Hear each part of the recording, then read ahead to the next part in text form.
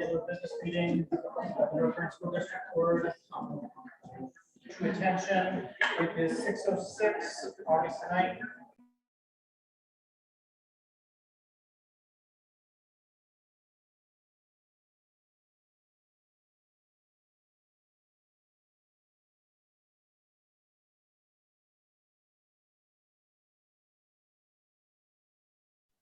Joining us via online. So, Crystal, Here.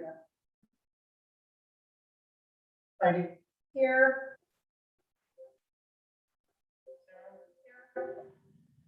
Christy, here. Ricardo, Here.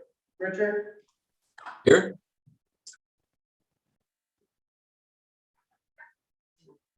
Foreman, Chair's present. I'll join me for flag salute and pledge of allegiance. Pledge of allegiance To the flag of the United States of America. To the republic for which it stands, one nation, under God, indivisible, with liberty and justice for all. Let's thank the audience members for joining us. We've got a big crowd here tonight. Appreciate the attendance, appreciate the interest.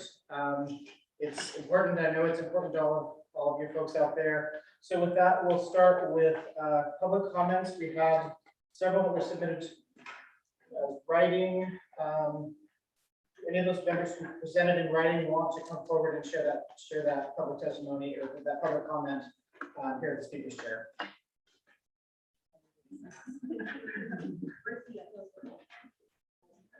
Go ahead and sign in, please. And then state your name.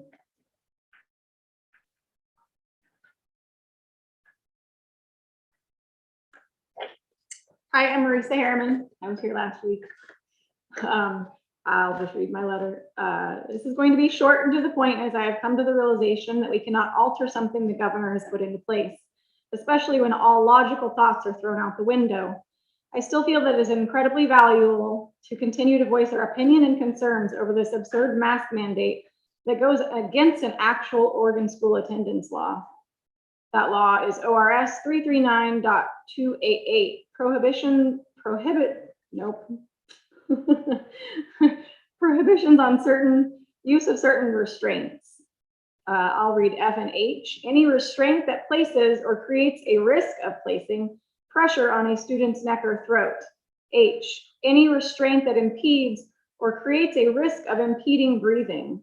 While I realize this law was not created with masks in mind, I believe that by placing a mask on my child, a law is being broken. Masks place pressure on a student's neck and throat. Masks impede breathing. As shown in a new study with the results published in the Journal of American Medical Association Pediatrics, they did a study out of 45 children ages 6 or 17. 100% of them reached at least 4 times the OSHA permissible limit of CO2 exposure in just 9 minutes. Their conclusion was that children should not be forced to wear masks. By placing masks on children, not only are we breaking an Oregon law, we are breaking an OSHA law as well. How does this make any sense? I do feel that if districts band together, they can attempt to make the mask optional and the choice those of the parents who know their children and know what they can handle. I hope that our school district will advocate for our students instead of just allowing the government to create ridiculous mandates. We need your help to fight.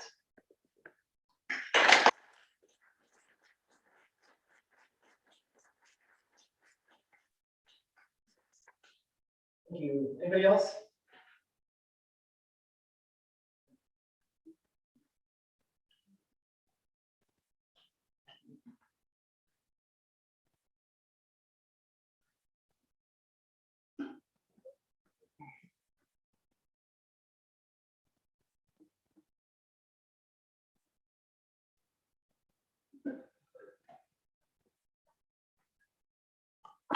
So, my name is Rocky Sherwood. I've been active North Marion participant for the last, since Calvin Griggs, when he took over the football program. I established a lot of bonds with the parents and the kids. And as an adult, I want to fight for our kids. I've been an ultimate fighter and a professional boxer for many years. I turned pro in '99. Always, my whole life I had limitations. People put limitations on me because they said I was too disabled to fight. And I don't think it's, having somebody with disabilities, I don't think it's right that we put limitations on our kids. That's one of the reasons why I could have fought in the UFC several times, but I refused not to because I don't want to fight without a crowd, because that's my purpose, spread the message, to give all these kids, give your kids and people with special needs, that they're more than a number, you know? And I just get tired of limitations, I really do. And the thing is, another thing is, I cannot compete in a cage with a mask on. I can't box with a mask on. So how we expect our kids to play sports with a mask on, you know? Because I gas in between rounds. We fight 5-minute rounds, right? And we fight 3-minute rounds with boxing gloves, 16-ounce gloves in Alaska. I competed 10 years with a mouthpiece, and I like felt like I was gonna pass out, right? And so these kids are playing full games with basketball and volleyball with masks on. And I'm a grown person. I've got experience in cardio. These kids, they're not used to having something that stop their breathing. So what's it gonna take? Are we gonna be the first death?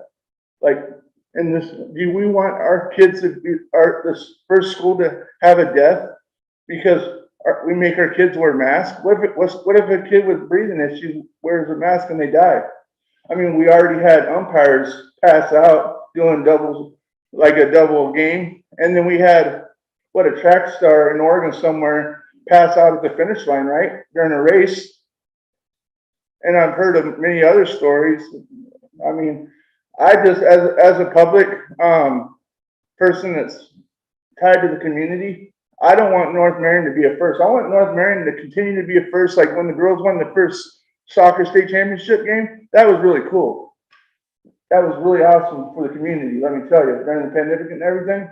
But I don't want our school to be the first for a kid to have a death and have our fellow parents have to grieve a loss of a loved one because of a mask. I do believe if people want to have their kids wear masks, let them.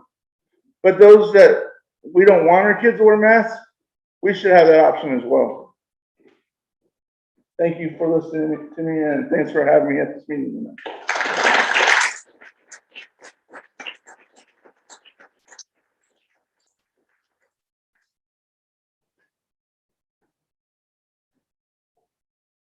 Hi, my name is Brooke Luker, and I'm in 7th grade in middle school. Dear school board members, today I just wanted to talk about masks being mandated K through 12, mental health.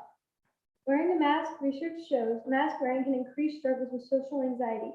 People who struggle with social anxiety might experience decreased stress related to mask wearing and during even after the COVID-19 pandemic. That study was shown on June 21st, 2021. Wearing a mask can affect learning, and it is hard to speak your opinions.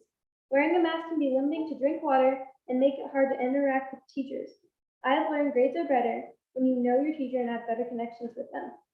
When we grow up, do you guys want us to just go along with what society says? Be whoever they tell us to be? Go along with things that we don't agree with and is against our morals? That's what masks are doing. The school would say, be unique, be you. Don't let other people tell you what to change and what to do. Now we have one thing in common. We're being forced to wear masks. We are forced to wear masks, not by our choice, by what the government says and our governor says. Last school year, me and my classmates forgot how to interact with each other. I want our social skills back and to get to know each other and to know my classmates again. Get rid of masks. Make it a parent choice, please. Not the governor. Our governor doesn't even have kids, so why should she be making decisions for kids that she doesn't know and she doesn't have any kids? What I am saying is masks should be a parent choice, not the governor's choice. Thank you for your time.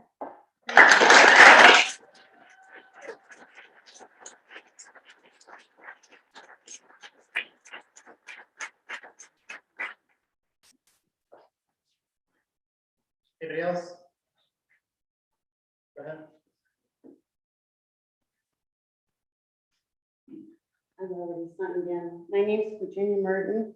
I've had 4 kids graduate from here. I have grandchildren in this school, and I do not want them masked.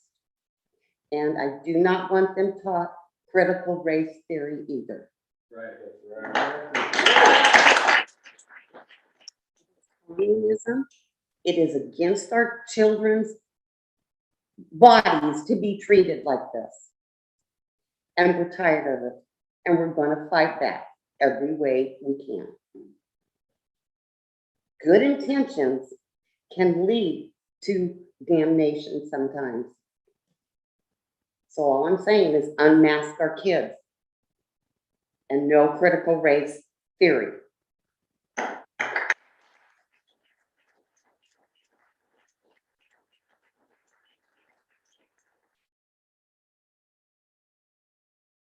One other hand, go ahead.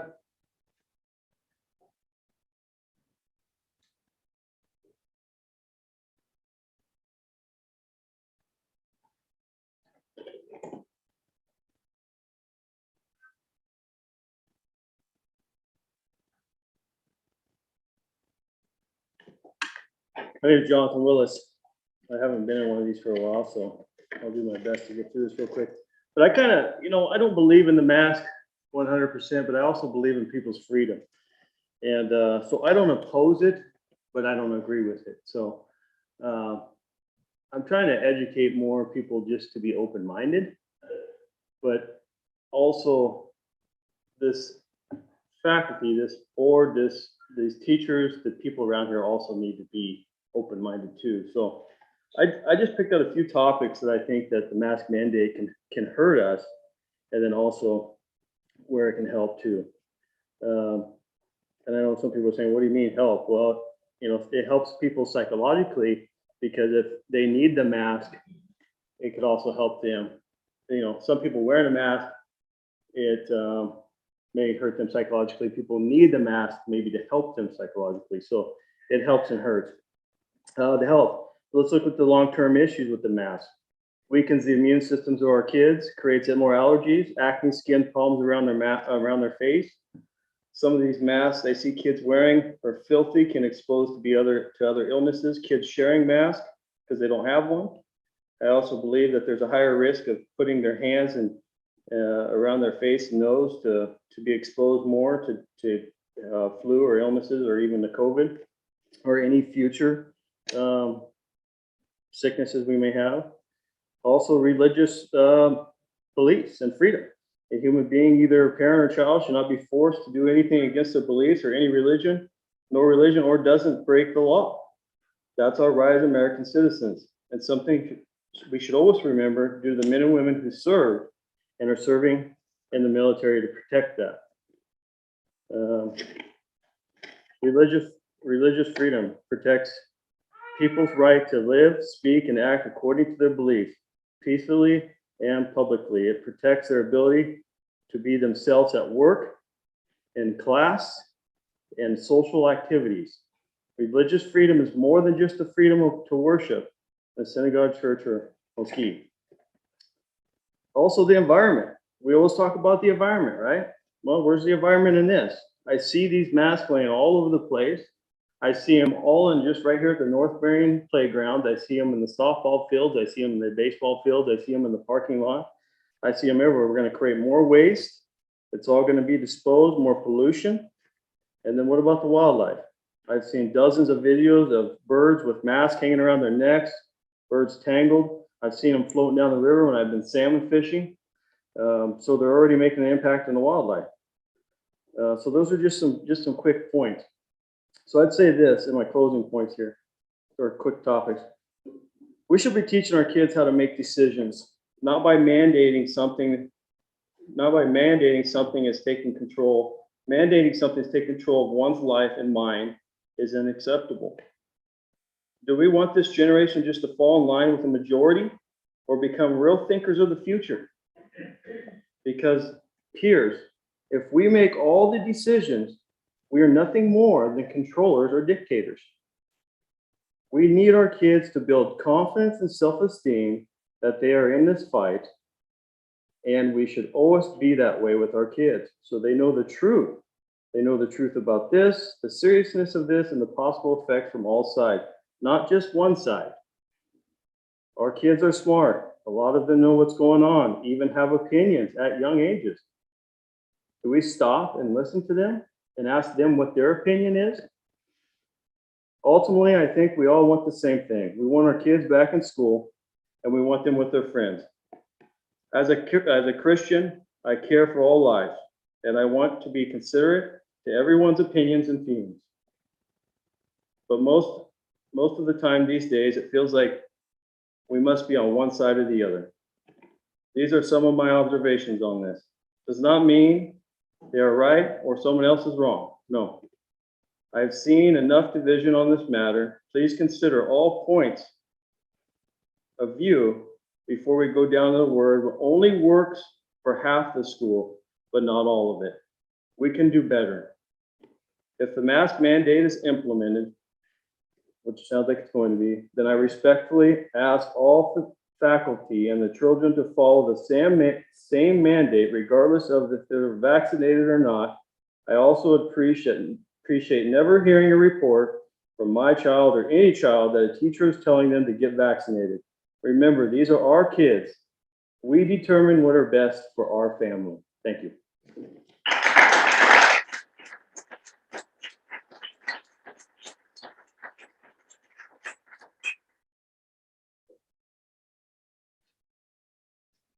Anyone else? I've got time for probably two more. And I've already signed into. My name is Kathy Sharon, and I'm from a neighboring school district. And I just wanted to let you know that I came across a problem this last year before school let out at our high school over in St. Paul. They had a vaccination clinic put on by Providence Medical Center for kids that were 15 and up could get the vaccine without their parents' permission. I went down there to ask a few questions. I was met by a woman from Providence. She goes, "You're not going to cause a scene, are you?" And I said, "What are you talking about? This is for all adults, right?" She said, "Yes." As I proceeded to walk in, she body blocked the door and would not let me into the gymnasium to ask the people questions about the vaccine itself. I said, "All right, I'll talk to a nurse in the hallway." The nurse proceeded to come out to the hallway and talk to me. And I asked her a couple questions about some of the ingredients in the vaccine and if she knew what they were. She had no idea. She was looking and scrolling on her phone, trying to find an answer. She goes, I don't know. And I said, "Okay, well, did you bring the insert in the box?" And she said, "Oh no, I only brought the vials," which is illegal. And I said, "Is it possibly you didn't bring the box that the vaccine is in because the insert sheet is completely blank and has nothing on it?" And she had no answer. So, and then the other lady from Providence came out, gave me a small sheet with some information on it that said, Pfizer vaccine put on by Providence Medical Center for St. Paul High School, and it had a little QR code, and then it had some numbers at the bottom to call for information to ask questions. So she goes, "You can leave now." And she said it twice, really. And I was kind of like, fine, okay. So I left and I went home and I called the numbers on the bottom of the sheet. And I got the Johnson & Johnson vaccine. That's where it went. And I said, "You can't answer any questions about the Pfizer vaccine, can you?" And she said, "No." She goes, "That's really weird that they would put that number on the bottom of the sheet and not the Pfizer information number." So I just want to let you know that this is the things that are happening, and parents can't even send their kid on a field trip without getting a permission slip. So why are they being allowed to vaccinate children, which don't need to be vaccinated anyway, and they have a completely good immune system, are not carriers of this disease? Being asymptomatic is a false thing. And today the Supreme Court ruled that the vaccine needs to stop being given out. It's a Supreme Court ruling, so they're pulling it back. And also, yeah, children have a 99.9% recovery rate. Why would they need a vaccine? I mean, they're over it so quick. It's ridiculous. And when there's a flu outbreak, nobody pulls all their kids out of school. I mean, if 30 kids get it, then yeah, they take a flu day. And the vaccine does not keep you from getting COVID. They've proven that. I mean, it's at least 50-50 people getting it from either having the vaccine and then they get it from, and it's the spike proteins from the vaccine that's being put out. And I know this because my young son has hemophilia and I've done a lot of research on mRNA technology. I've gone through the HIV scare, the mad cow disease scare because of the blood products being contaminated. Sat through lecture after lecture about what gene therapy is. And my daughter's a biomedical engineer. And she said, there's absolutely no way I'd get that vaccine put in my arm without knowing exactly what's in it. And today, if people would do their research, they would find out it's pathogen. And that's why ivermectin and hydroxychloroquine will cure it within a day or two if you go in early and get your symptoms checked, because it's a bacterial thing. Anyway, thank you for listening to me, and it was nice coming over and seeing your new school.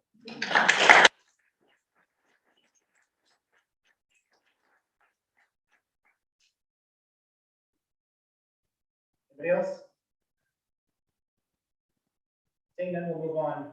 Thank you very much for everybody who came to provide public comments. Appreciate it, and I do appreciate the crowd showing up and showing support in either direction. So it's important to have that engagement here. Moving on our agenda. Actually, we did not have a vote on accepting the agenda, so I'm going to insert that here because we have an agenda before us. We normally do. Is that correct, Diane? So I'll take a motion to accept the agenda as it was presented to us. Is there a change on the agenda?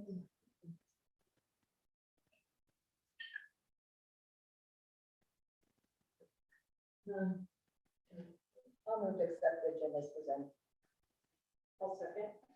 Got a motion and a second. Is there any discussion? Hearing none, we'll move to a vote. Crystal? Aye. Heidi? Aye. Sarah? Aye. Christie? Aye. Ricardo? Aye. Richard? Aye. And chair votes for, agendas approved as presented. Point of order for you, Richard. Can you hear everything okay on what's happening here? I sure can. Are you able to hear me okay? Yes, you're coming through loud and clear. I just want to make sure that you're getting through and that we're getting through. So, yep. Super. Thanks for checking. So moving on to 2A, we have two members who retired from the board, and we wanted to honor their service to the school district over the last number of years. So I texted Jason earlier and he was not here, but if Dana would come forward.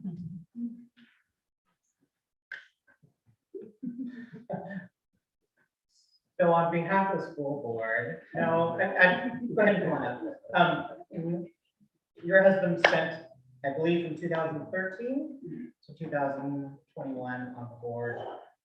He was a common sense, common presence, just really appreciate his perspective, kind of quiet meetings, but always took in information. His work on the bond was phenomenal and instrumental and in guiding the district in ways that, because of his field of expertise, we just really appreciate it. So I want to thank, I know he's not here, he said he had to work late tonight, but and I want to thank you too for, putting up with late nights out and family, because I know you guys are very active in sports and all kinds of things. So on my behalf, thank you guys very much.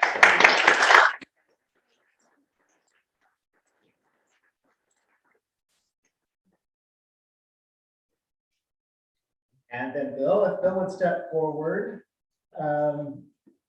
wanted to also honor him. He also was on the board in 2013, I believe. Is that correct?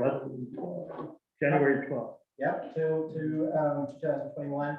Bill provided a perspective that not many of the people were bringing to the board. He was tireless in researching, in fact-finding, in looking at, providing a different perspective. I worked with him a fair amount as being chair this previous year. We maybe didn't always see eye to eye, but I always appreciated the perspective that he brought, and the conversation that he really brought to a statewide level in his capacity as being a board member here. So I would like to thank him for all of your hours and for all of your work that you did on behalf of the district. It didn't stop here. Bill provided a lot of other things, a lot of other connections, a lot of other opportunities. FBLA, I mean, I could go through one. There's a laundry list. His work was substantial beyond just board work. And so I do appreciate, and on behalf of the board, thank you for all those years of service. So, I'll just say it was my honor to serve on this board. It was a great time. thank you, Bill.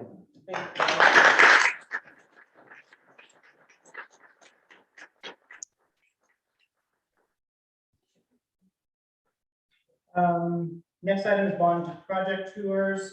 So those are ongoing. Do you have anything you want to add to that, Ginger? There's a slate of public openings Yes, available. and there's still more, so check the website for updates of the public tours. They've been great. We've had lots of people come and enjoy seeing the spaces. When they get to Four Corners, they're just blown away. That's it. That's all it's left. I think. And yeah, they love what's been done. They love the style. And they're very happy. And when they see each other, especially if they were friends or people that used to like argue with each other a lot, and like, oh yeah, I remember you, now look at you. It's kind of fun. It's fun seeing the reunion.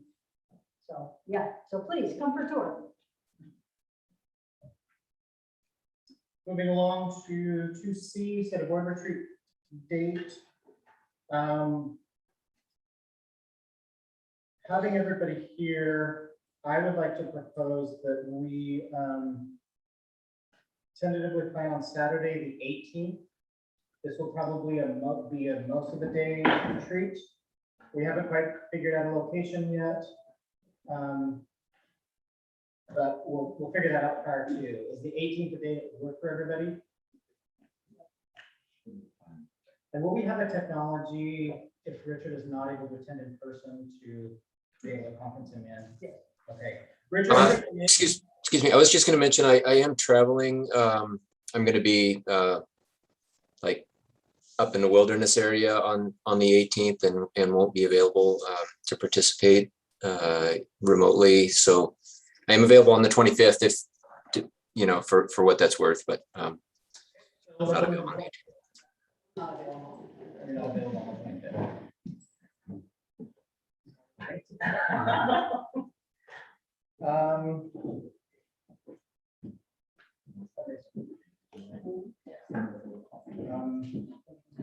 Well, maybe we'll table this for a little bit and chat about it by email, see if we can't come to a date.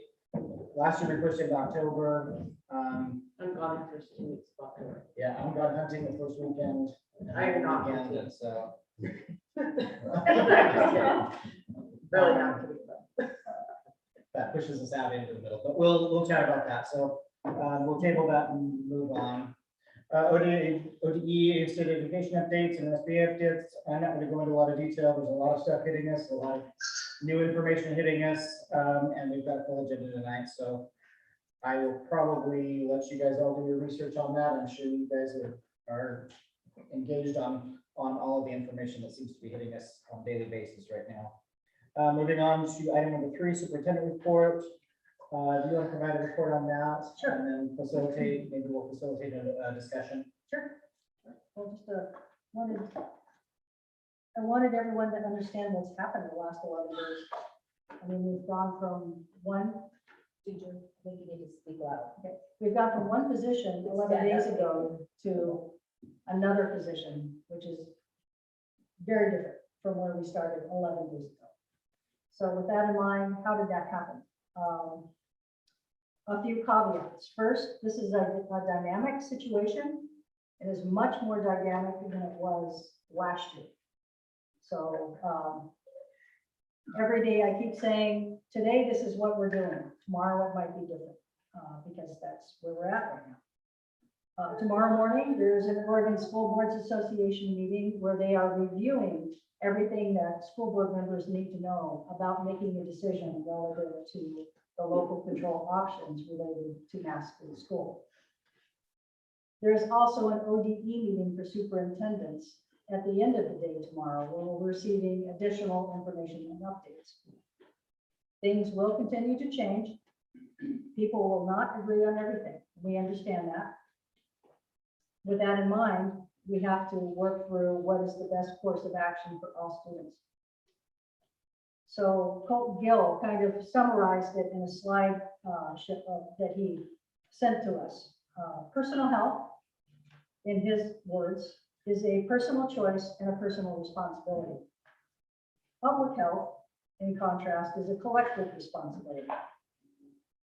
As for our work, there are additional responsibilities about this for people in our positions. Additional responsibility is we are making decisions for children that impact their health, staff health, and the health of their families. And then he made the statement about himself. Because I'm a white male, I have to consciously apply an equity stance that recognizes that public health decisions can impact different groups of people in different ways with varying levels of severity. And then he added, after hearing from health experts, understanding Oregon's data, and weighing the impacts for our communities and groups within our communities, I agree with the statewide mask requirement.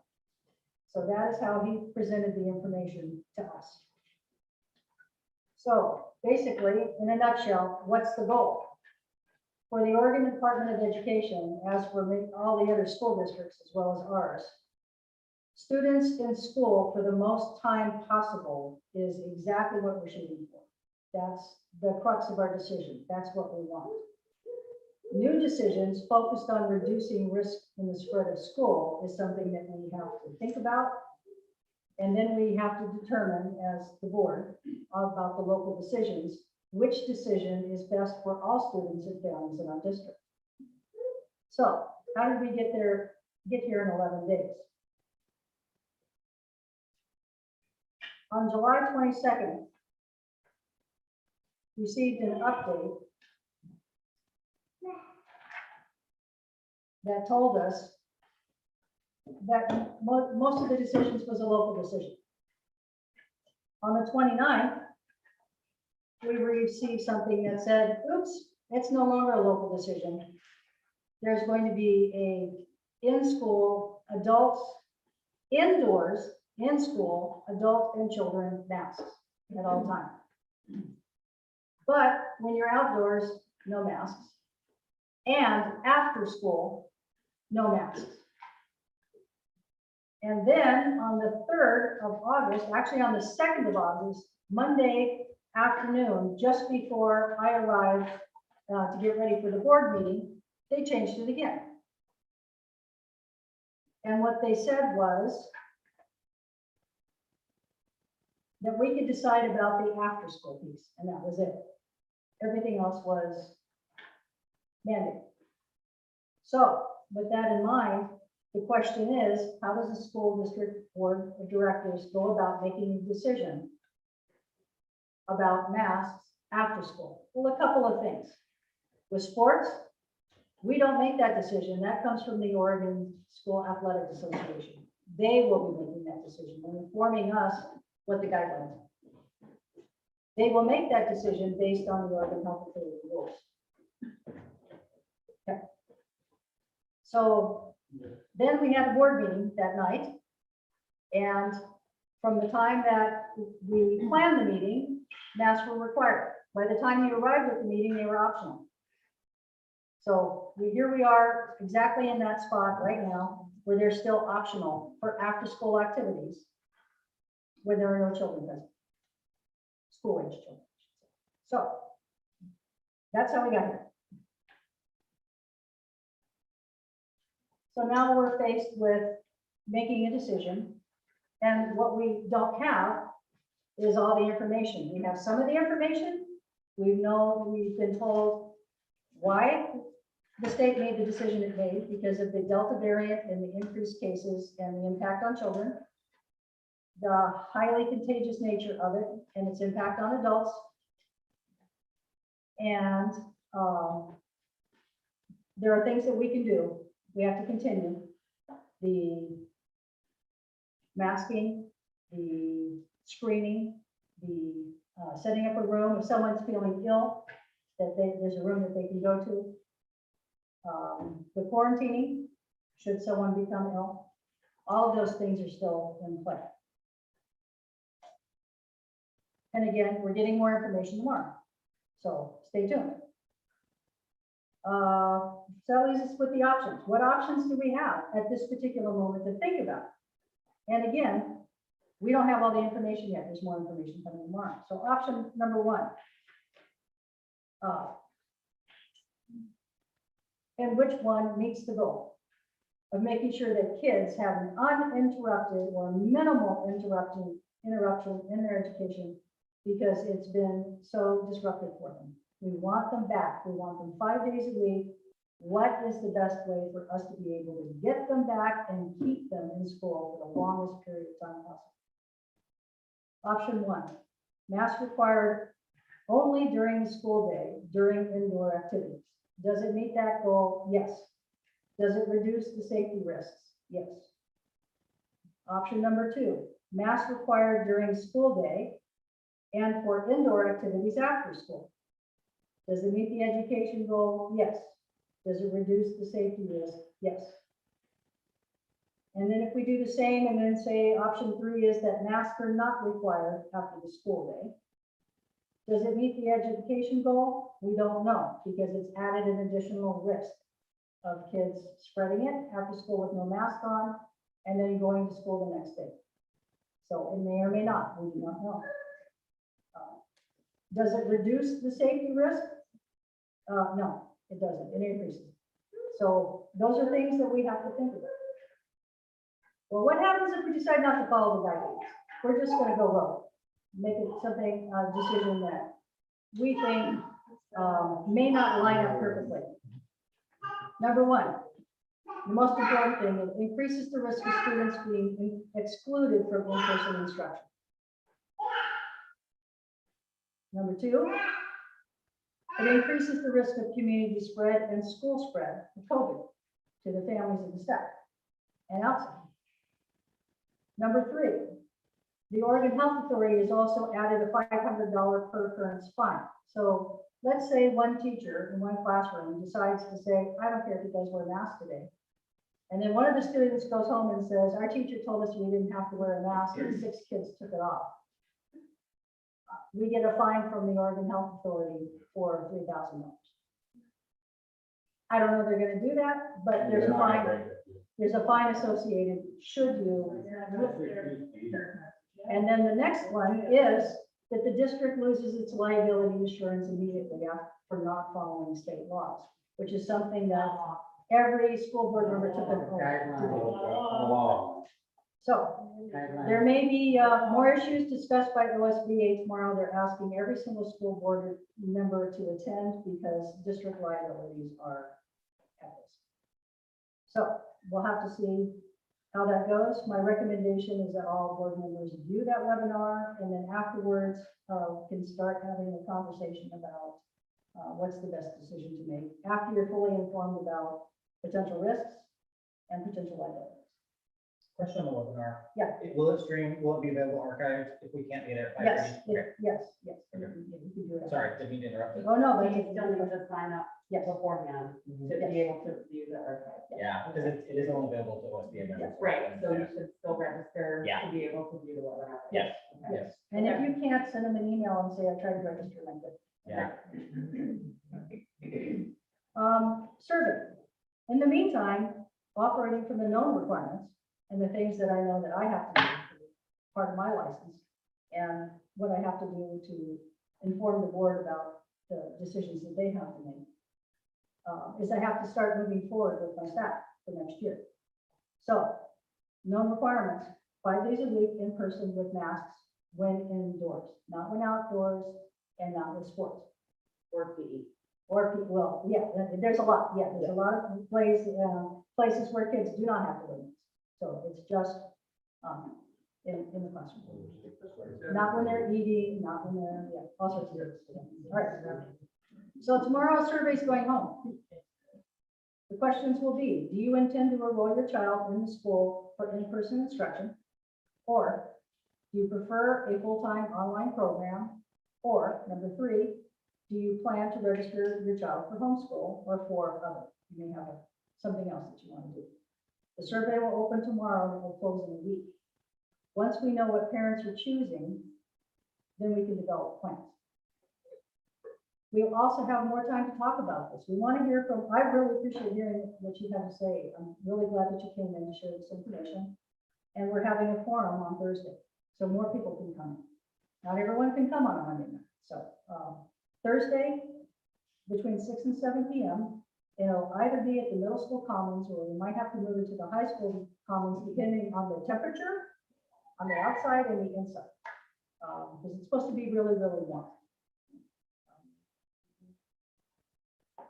So, be ready for additional changes that may come our way as needed to meet the goals of keeping kids in school consistently for as long as possible. Once more information is gathered, we'll advise the district staff of the decision the board has made regarding those things for which the board can decide, and on behalf of all the families and children in the district. And this concludes my report. When I do have a question. Yeah, question, question. Yeah, Go ahead. it's not really, well, it's a mixture, but. So we don't have a work session on the books for August, and school's gonna start before we meet again. I feel like as a board, we need to have a work session. What's the question? That was my question. Can we Yeah, have a work session? I was right along the same lines. Yeah. And I was just gonna say, probably be ready for a meeting to be called, once we have that information gathered. Right. Because I mean, we're gonna have to make Yeah. some decisions prior to school opening, Right, as to, as to guide them as to where they need to go. right, And so just expect there's gonna be a meeting. okay. I was just clarifying, we weren't starting school without meeting again. I don't know what that puts us, 2 weeks from today. Does that even give you enough? But that's probably the time you're gonna have for your survey to stay over the week. Yeah. And for you aggregate information. Yes. Yes. And then, still, those guidelines will have to be developed based on, it's the instructional program. So what's happening during the school day is already set. That's not something that we have an option about. It's what the option comes from what happens after the school day. Okay, so we either have the option of late next week or waiting 2 weeks for that Monday. Do you have a preference? I do not. I think whatever works for the board, which one is. Okay. Is 2 weeks from tonight gonna be an option for us to Yeah. get a quorum?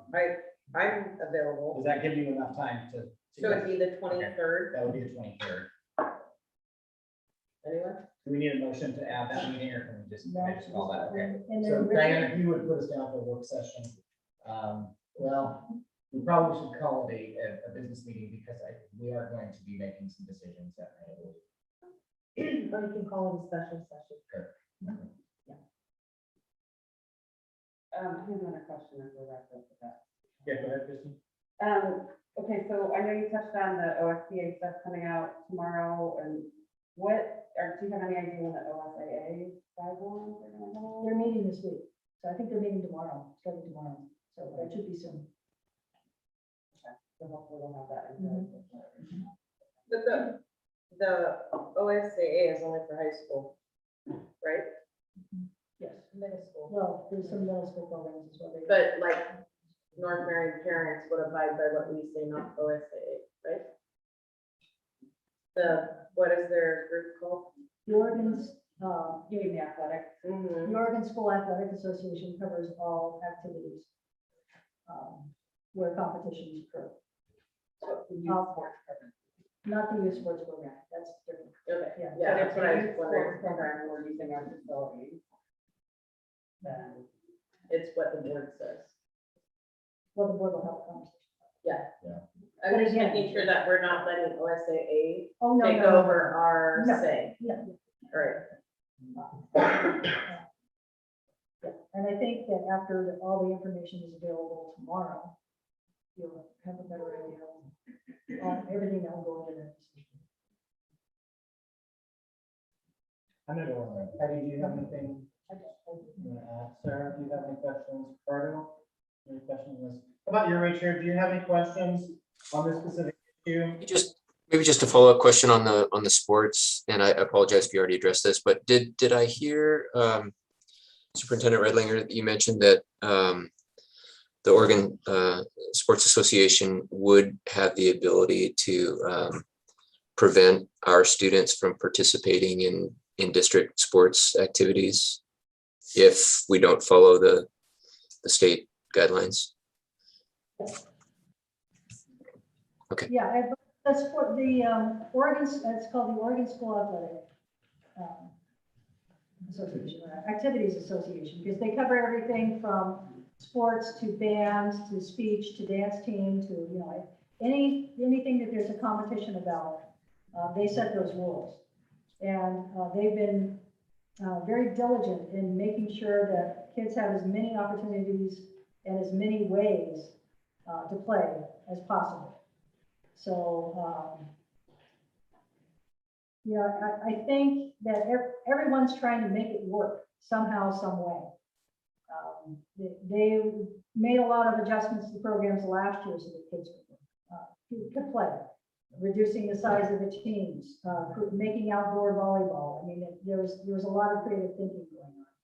So I know they will continue to have that focus in trying to help kids stay connected and do things that are really important. Thank you. I have one more question before we go. Yeah, go ahead, Christie. I'm sorry. No, he asked me. Oh, okay, sorry. I didn't see the language about PE, masking requirements, where is that? It's in the OHA rule. It's in the OHA rule. It's in the main OHA rule. They have a list of exemptions. Yeah. Okay, I must have skipped that. Over that. Okay, thank you. Like eating, drinking. Yeah, I saw that, but musical instruments. Yeah. Oh, no, thank you.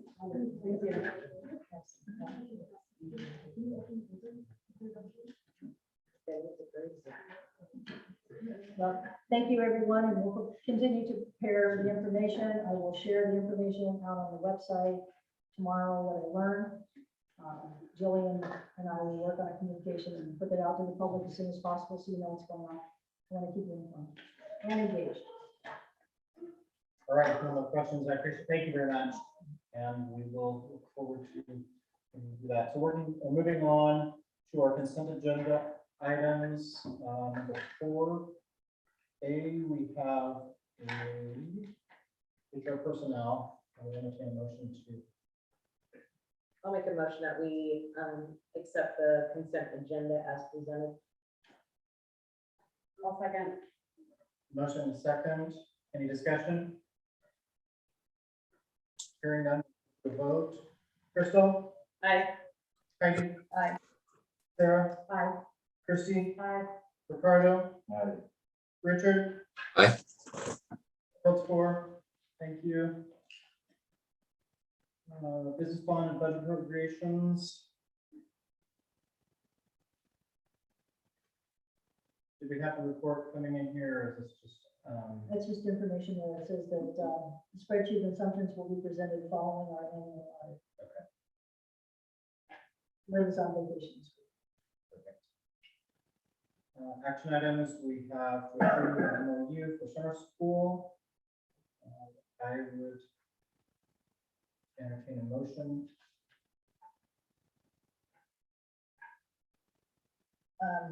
I will vote, or not vote. I will move that we support the MOU, which is a memorandum of understanding between the district and the UNME, which is United North American Educators. Yes. So for the conditions for summer school, just for everybody's benefit, to understand what that is.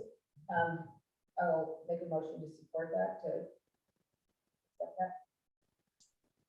I will second that. A motion and a second. Is there any discussion? Hearing none, we'll move to a vote. Crystal? Wait, I had a quick discussion. On this one, this is only for this summer school term. I know it says it, but I want to make sure that this isn't being. All right. Any other discussion? Hearing none, we'll move to a vote. Crystal? Aye. Heidi? Aye. Sarah? Christie? Ricardo? Richard? Aye.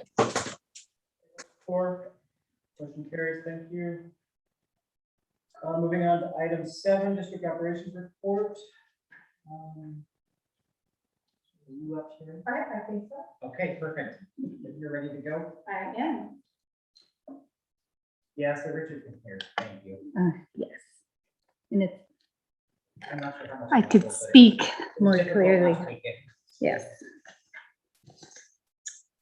So as was mentioned, can we pull that up? Oh, I'm sorry, I'm looking at Diane and it's Jillian. Okay. Really quick, do we, since we have it available, can we turn that at all so that the people in the audience? Thanks. Does Richard have, is he able to see that then? He has his computer. Okay. So you're gonna follow along on your own computer, Richard. Okay, thank- Whoa. Richard, I'll just go down just a tad.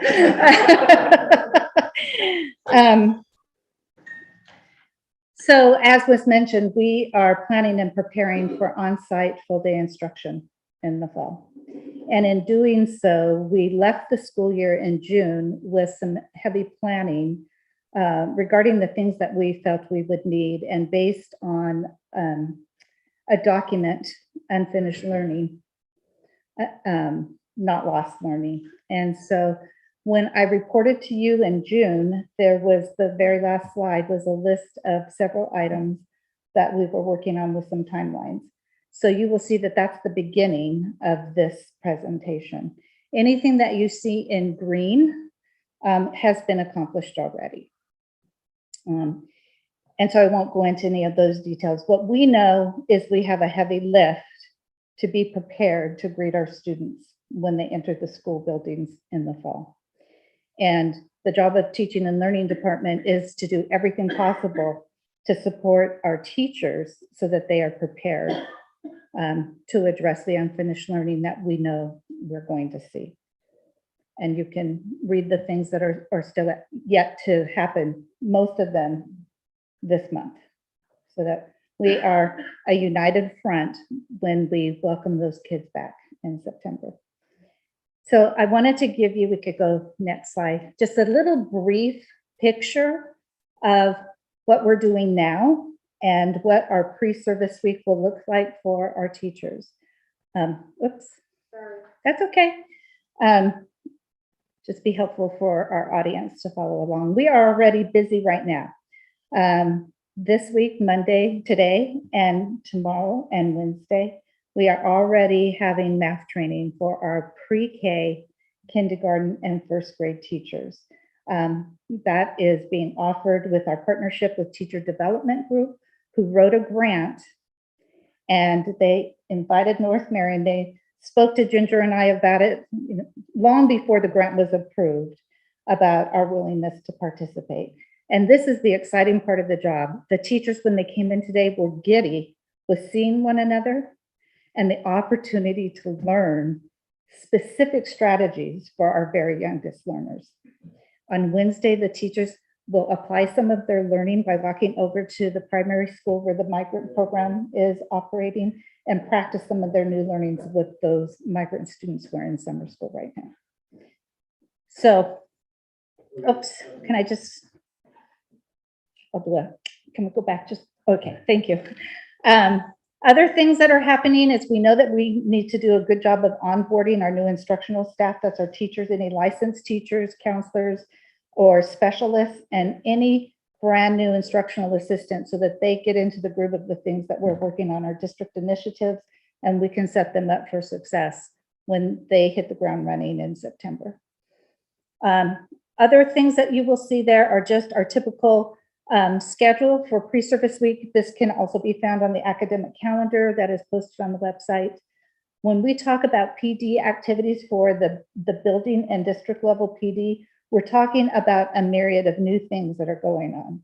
And I just mentioned a very few, and let me just point out, the middle school is implementing Avid this year. Tammy's here, she's our district director for that program. There is a lot of work to do for that.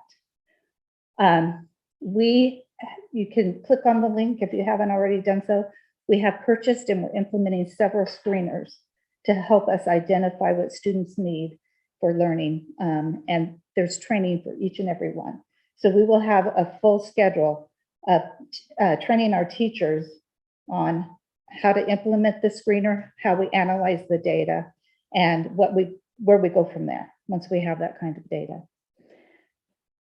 Along with that, our K-5 teachers are going to be able to participate in a math academy, which focuses on number sense.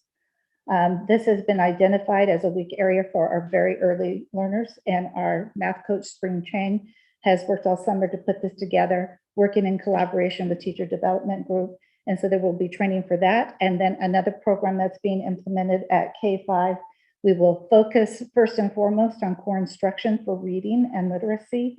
And they will be piloting a new program called Walk to Literature, which is research-based. And so there will be training there. Again, all of these things are to address the gaps we know we'll be seeing when students return, trying to target instruction for the kids who need it most, but really focusing on our core curriculum for all students. Not to mention, we adopted social studies curriculum. Teachers are still working on that. We've had teacher teams working this summer to implement and design unit maps based on the new curriculum, and we'll be preparing for the ELA adoption, which will happen this year. So just to name a few, there's more things. And then we have the district safe school trainings. Okay. So priorities for unfinished learning. We, based on the unfinished learning document and process that we went through last spring, captured what the buildings, all the staff said were some of our strengths that we came away from this remote learning experience with. And what was mentioned at every building was we have new and improved digital proficiency. The teachers cannot say enough about how much they appreciated strengthening relationships with parents and using that asset-based conference style to better understand the needs of the student and their families, and increased collaboration. We were in the trenches trying to do the best we could, and teachers really worked hard together. So those are the things that we want to reinforce and continue.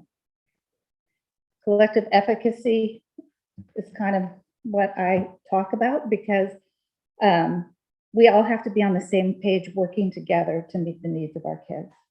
And there's a lot of power in that collective efficacy when we know we are all responsible for the success of every child and would believe that students can and will learn.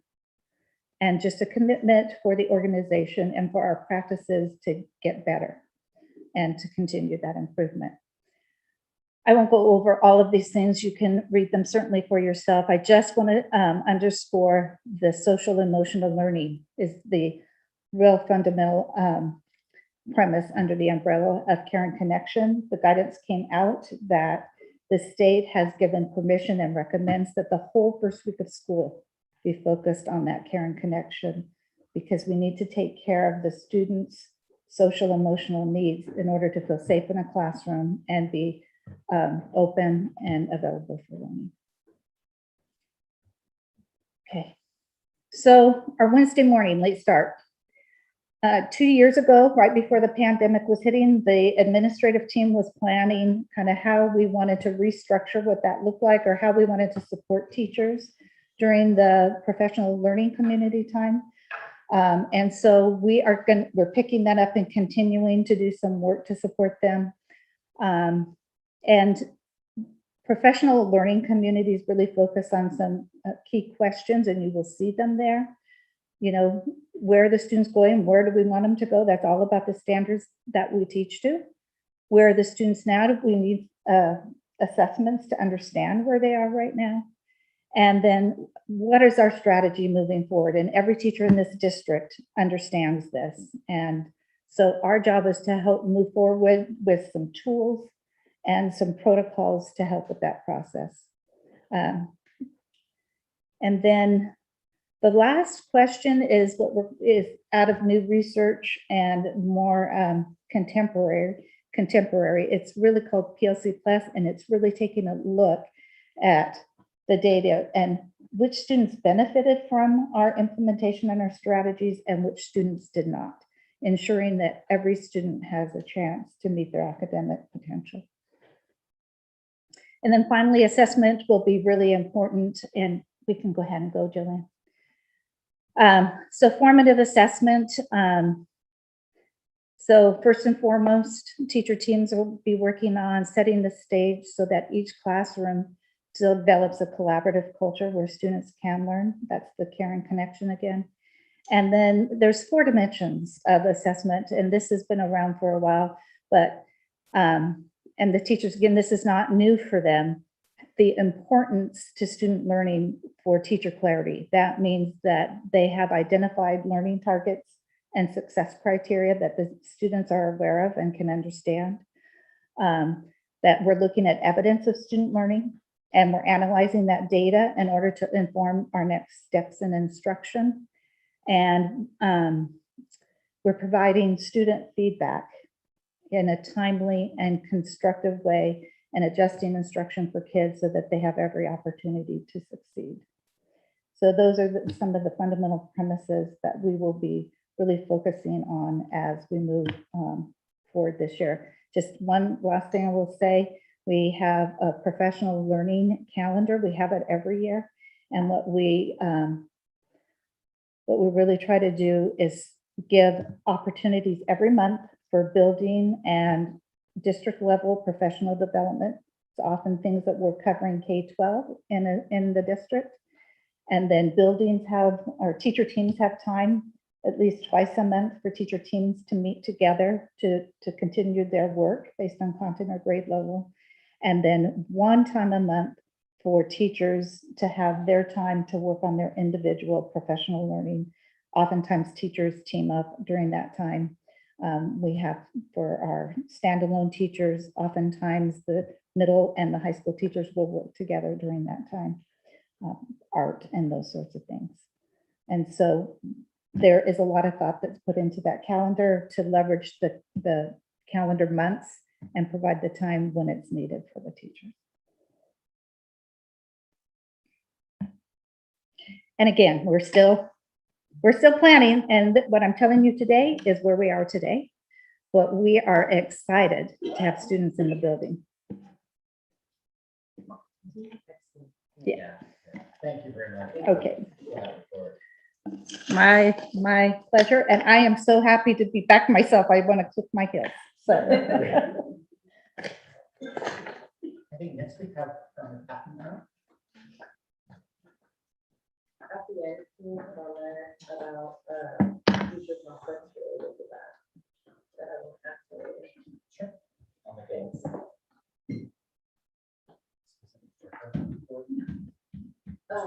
No, something that a follow-up from last year. I'm sorry. Oh, no, I'm gonna have them put it on one of our work sessions. It triggered something that we had talked about last year that I forgot to ask for follow-up. Well, I'm always happy if you want to. Yeah. Okay. Sorry, new glasses. Thank you. Oh, sorry. So I just wanted to give an update on where we are with parent-teacher conferences. And one of the things that's really wonderful always is to be able to have our families and our students come into the buildings and for our teachers to be able to share about progress and how they're doing. So I'm going to go ahead and go to the next slide. Yes. And in the spring, the school board requested that our district use an equity lens approach to take a closer look at our parent-teacher conference format and the offerings that we had available to our students and families. So North Marion team of educators partnered with Willamette Education Service District in Salem, and they have specialists there who were great in helping our team kind of work through some questions that they had. And Holly Dalton and Dr. Maria Chavez Haraldson they developed some themes with our district team around conferences and some themes that they could explore. And so I'm going to go to the next slide, and the things that were generated from the conference or from that partnership, I'm going to go ahead and talk about. Next slide. So the first thing is the conference environment and telling the story. So one of the things that really came to light in these conversations was, how can we create an environment that makes it feel to families like it's an event, like it's a family affair? And the story, being able to promote conferences so that it's more of a story format, so that all of our parents and our students know that what is expected at conferences. How do we do conferences at North Marion? And so being able to have everyone on the same page about what is expected at the conferences and what will you see and how will we engage you, and what is the importance of making sure that your family is part of the story. Next slide. Student role and clarity. So what is required of the student? And do they know why and what they're being asked to do when we have conferences? Many times we want to make sure that we're creating a space where the student is able to shine and to be able to put forth what their learning has been. And we just want to make sure that we are clear on what the student knows and what they know that they're going to present. And so that was really important. Next slide is parent role and clarity. So what is required of the parents? And do they know what their role is? And do they understand the information from a cultural perspective? Many times we have families that are coming from a broad range of lived experiences.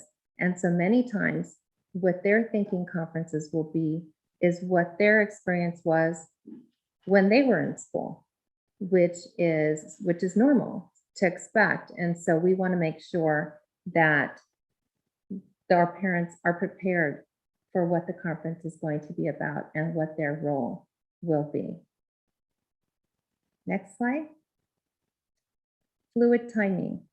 So does the timing work for all families for our conferences? The days of the week, the evenings, the mornings. So there are so many options for conferences, and we just want to make sure that we are listening to our families and what they need. I know that this last year, it would look very different in our building to have our conferences remotely. However, one of the things that we learned about that was that for many of our parents who are working, being able to do the conferences remotely was actually a plus for them, because they didn't have to take time off of work and ask employers for that time to be able to come in for a conference. They could do it during a lunchtime. They could do it during an afternoon break. And we had a lot of positive feedback from our families. And it just gave us, again, another opportunity to see how, yes, we had to do things differently last year, but wait, some of the things that we did actually ended up working better for some of our families. Next slide. Cultural representation and trauma-informed practice considerations. So when we're talking about, anytime we're talking about our students and our families being in our buildings, thinking about the representation of our families and the places that we live every day. And so when our parents come through and our students come through our buildings, are there pictures, art, representation, books, things that represent them and their lived experiences and who they are and what they can identify with. The trauma-informed practices, our staff has had training on the effects of trauma and the impact on learning that it can have on a student. And so to be very aware of the spaces that we're inviting our families into and our students, are they places where they feel comfortable? Are we closing doors behind them? Are we leaving them open? Do they have comfortable places to sit and wait? One of the things that I know from working at the primary school for many years is even the furniture. I know that we have very small tables, very small chairs. So even thinking about the consideration of, okay, maybe we need to bring some larger chairs in, some bigger furniture. We're used to that as teachers to be able to get down on our knees or to be sitting in little chairs, but thinking about it in that way too. What will it feel like when our parents come into our buildings is very important. Next slide. Supporting family participation. So in order for our families to participate, thinking about things that might assist with that or things that might bring them in. Are there meals that are available, food, childcare? Is, some parents might want to meet with the teacher maybe for just a little bit without the child being there. Is there somewhere where the other children, have a place where they can be taken care of for a few minutes while the parent talks to a teacher privately for a moment?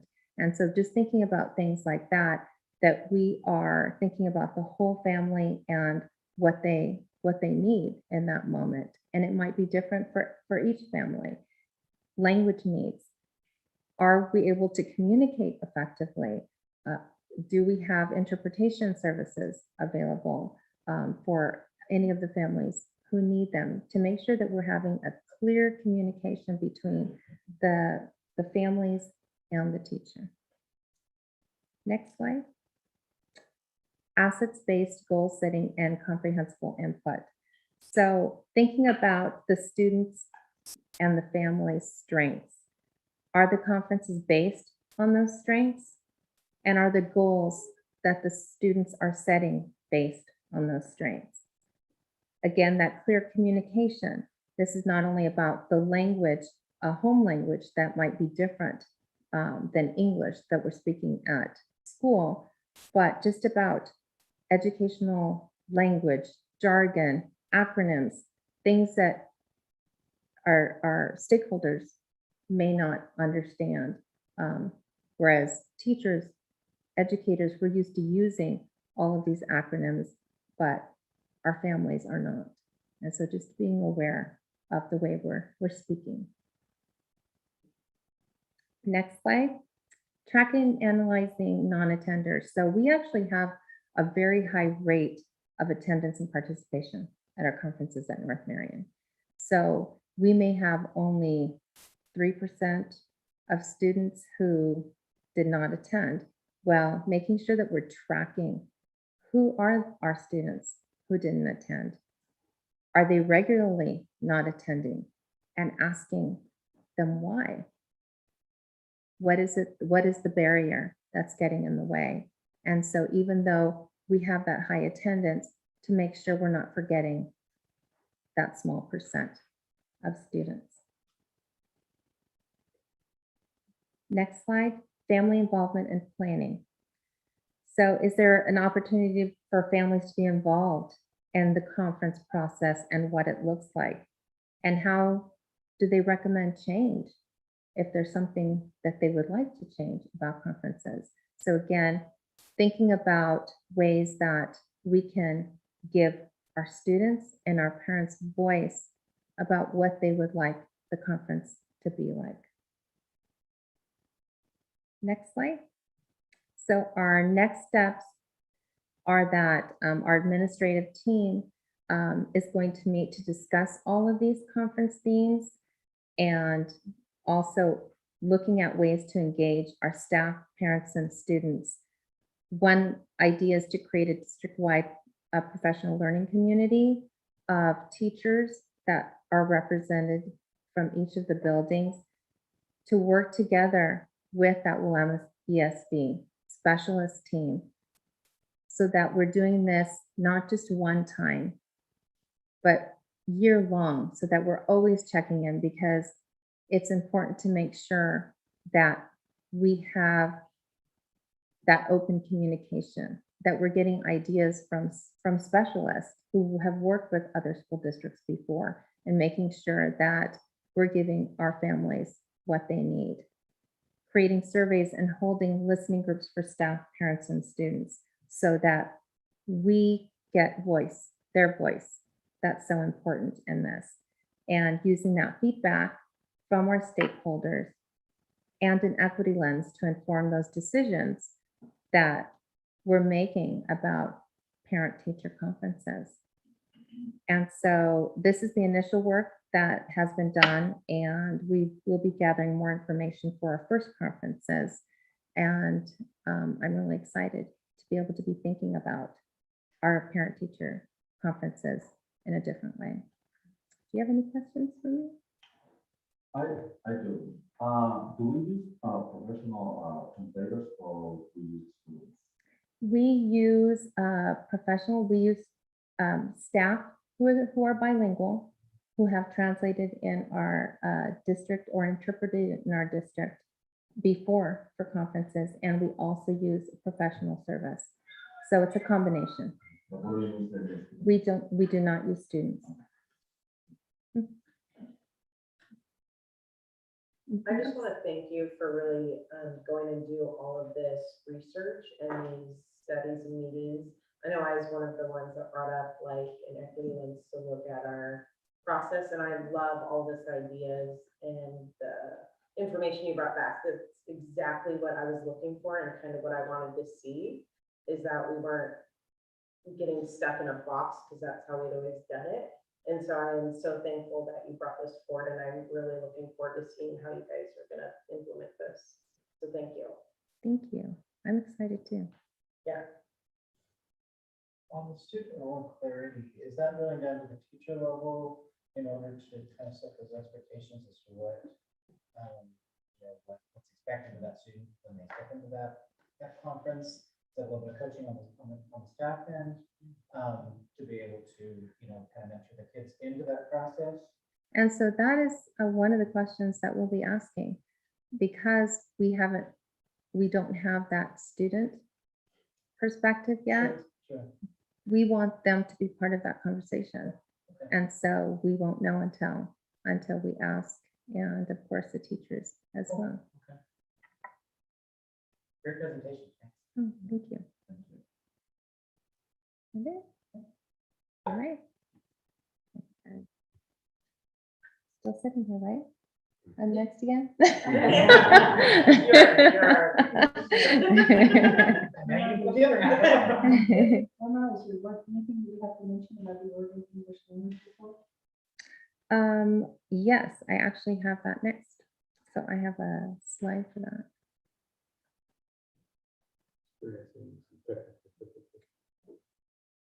Okay.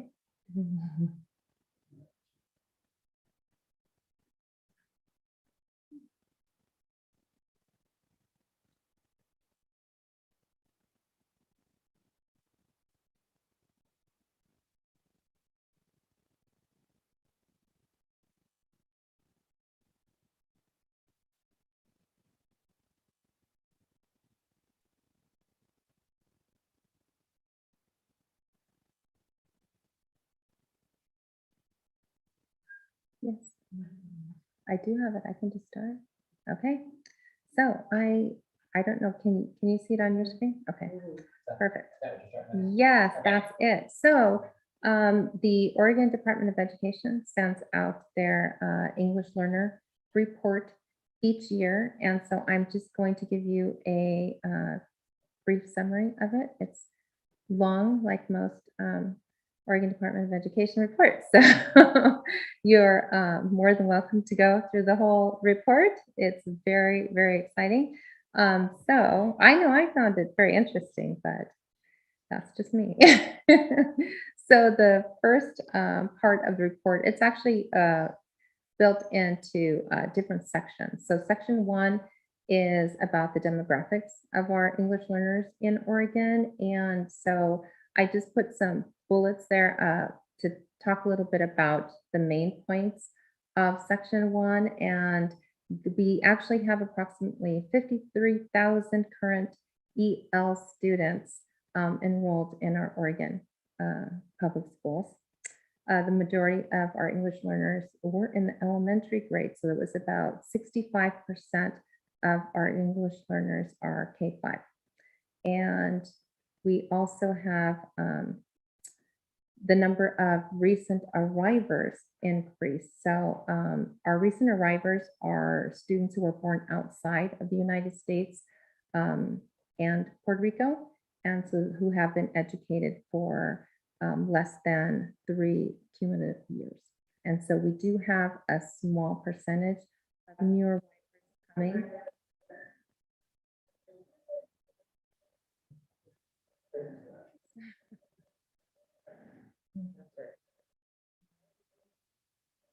She sounded.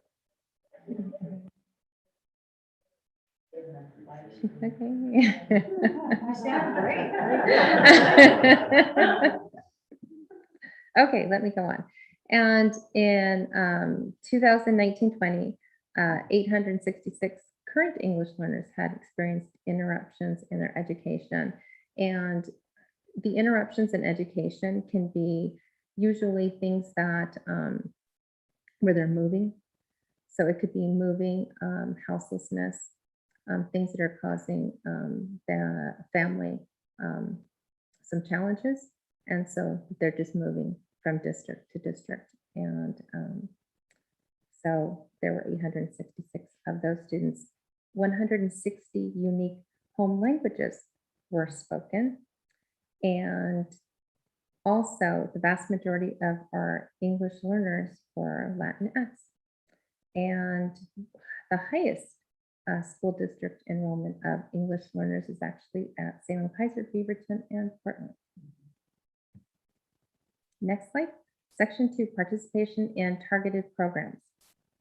So our Ever English learners and Never English learners, you are going to see that a lot. I just want to tell you a little bit about what that difference is. So Ever English learners are students who are currently or who have ever been English learners. So maybe they exited the program because they are proficient in English. So Ever English learners is important to understand, because sometimes when you're looking at reports like this, you're going to see English learners, which are current, which means that they are currently in a program learning English.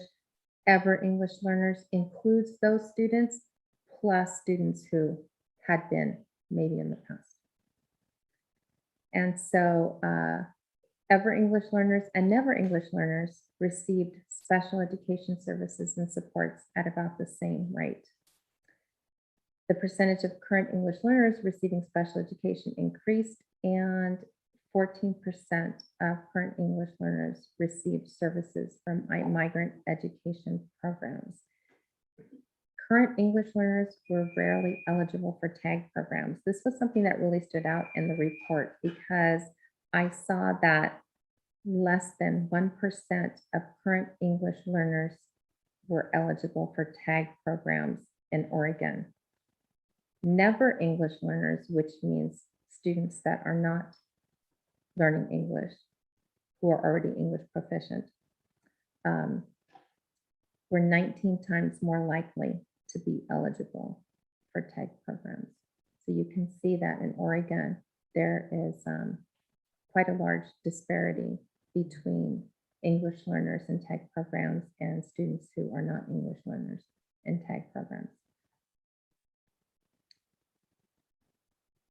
Next slide. Section 3 is language development and academic outcomes for English learners. So long-term English learners made up 22% of current English learners, and a long-term English learner is a student who is receiving English language instruction and support from an English language development program for more than 7 years. And so they would be considered long-term. 22% of our English learners with disabilities, they did attain English proficiency and exited the ELD program after 5 years. And again, this is the Oregon report.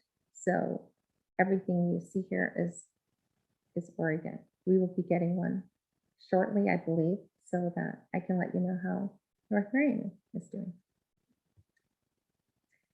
Section 4, attendance progress toward graduation and beyond.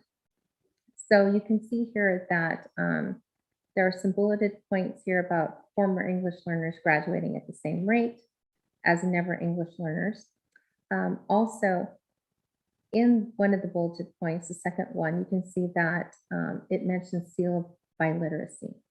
So the majority of students who earned the seal of biliteracy were never English learners. And I do want to tell you about the seal of biliteracy. So students can earn a seal of biliteracy on their diplomas if they meet graduation requirements and they demonstrate reading and writing skills in English and they score at an intermediate high level in listening, speaking, reading, and writing in a partner language. So at North Marion, we do have students graduating with a biliteracy, seal of biliteracy.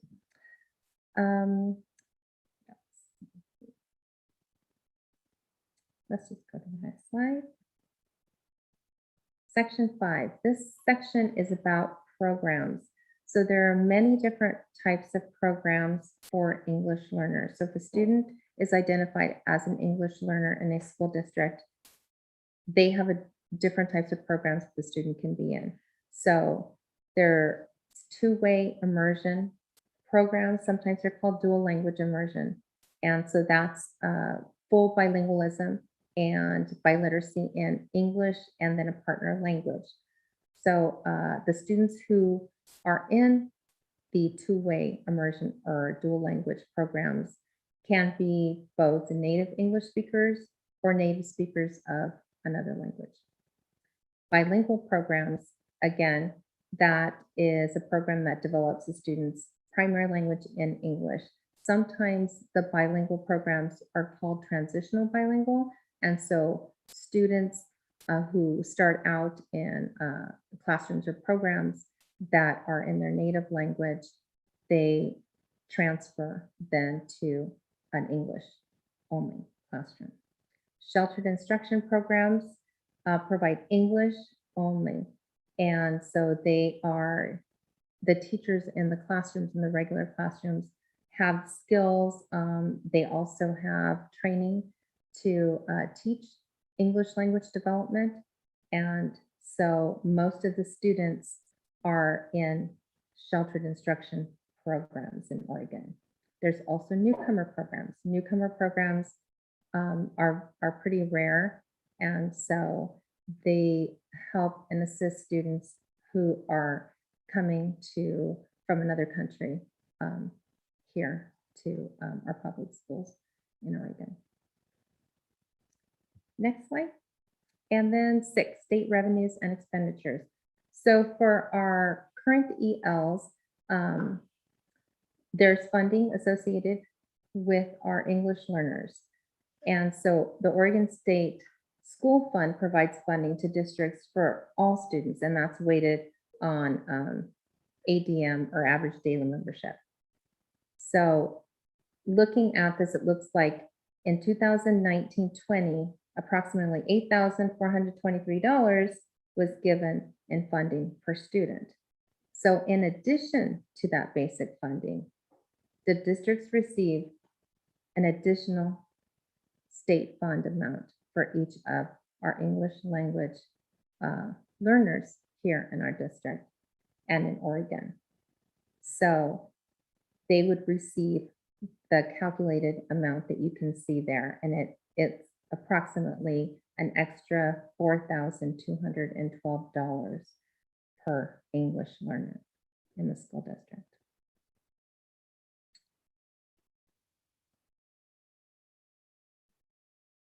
And the last one is just reference. So you can go ahead and you can click on that link and it will take you to the full report. Do you have any questions for me? Can you know a little more about that information on the biliteracy seal? Is that recognized and accreditation across the country? Is it recognized in the private sector?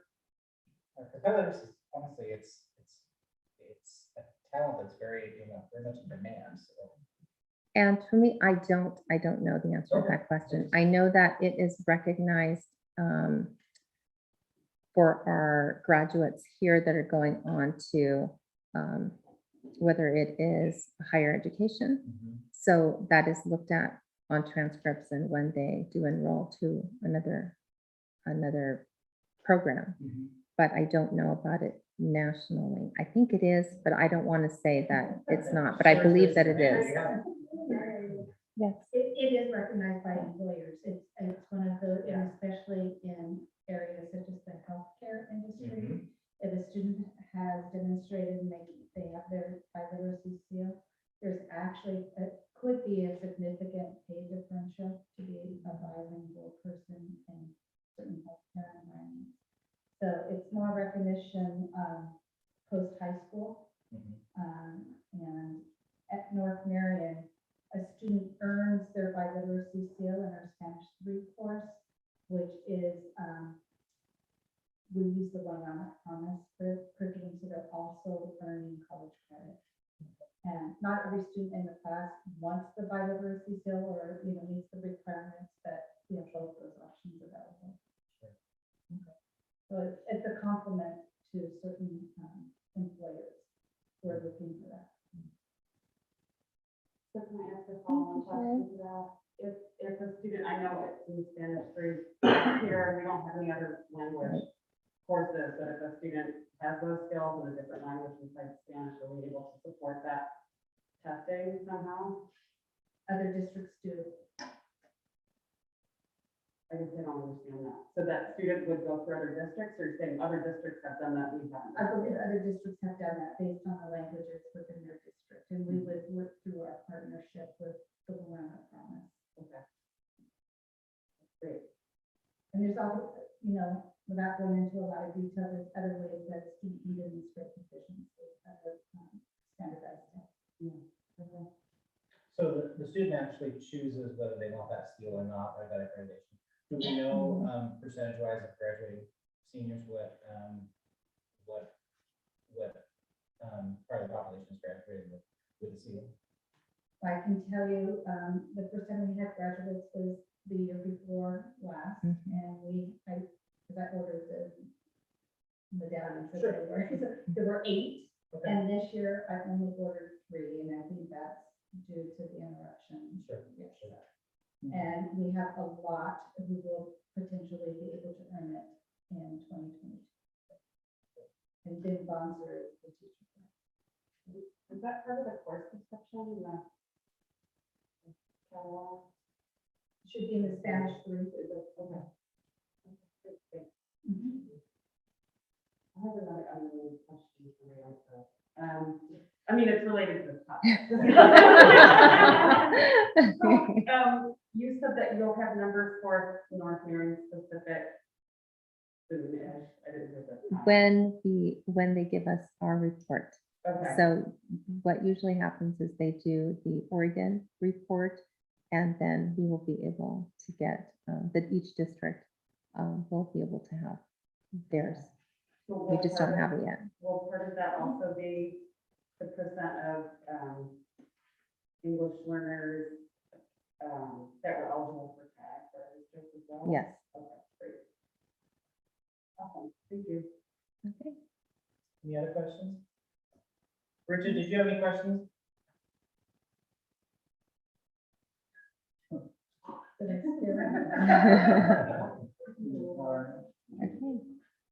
Thank you very much. Appreciate it. Okay. Yeah.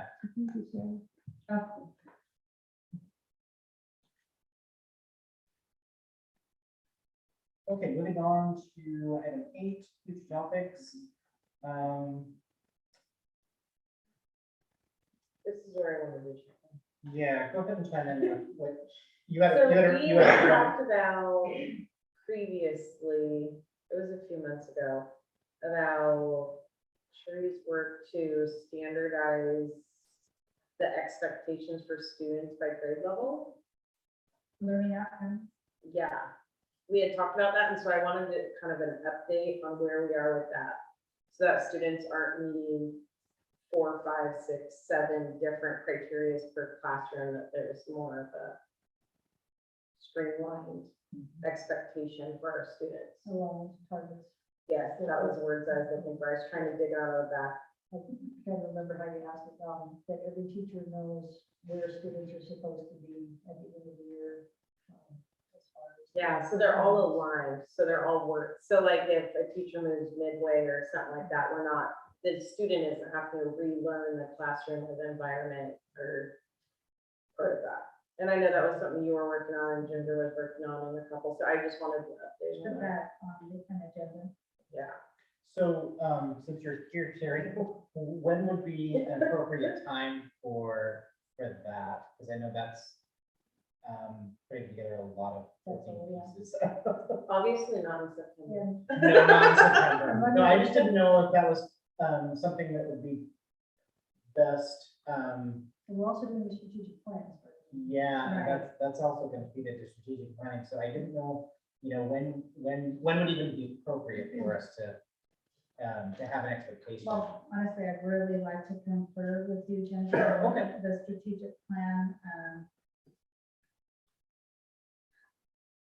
And that's fine. I don't want to put you on the spot. Yeah, I it's just, I didn't want to set expectations that we're gonna get it, Yeah. it's- in a it's couple months, working- and yeah, it's a it's work more in progress. appropriate that we push it out there a little And bit. I So. want everyone to understand that Crystal's not just referring to learning targets as far as academic content and proficiency. She's talking about behaviors, expectations that one teacher may have, you can't even walk down the hallway. And the other would say, well, I can walk down the hallway if you really want. Is there some sort of commonality, some sort of standardized what expectations are for students? So when you go from room to room, it's not so radically different. So that's referring to behaviors. Yes, yes. Yeah, it's multifaceted. It's all of those portions. Like, my belief is that you can't meet expectations if you don't understand them. That's why that clarity is so important, so. So, Okay, beyond that, obviously adding in 2 weeks from tonight, August 23rd, for a special meeting, a special business meeting, with more discussion to follow about what we heard out from Ginger. I would encourage you guys to register and be on, or try to be on that webinar tomorrow. If you can't be there, try and get the archive copy, so you're up to speed on some of the stuff we're gonna be deciding here before too long. Board retreat, just watch your email. I want to confer a little bit, and I'll kind of see where we can best go. I'd like to have everybody there, but that may not be possible, because I'd rather it not be happening. It just seems like the closer, or the farther we get into the year, the closer we get to the end of the year, the busier things get. So, with that, if there's no other business coming before us, I will adjourn us at 7:44. Thank you very much, and thanks for our presentations and all those in attendance. Thank you, everyone.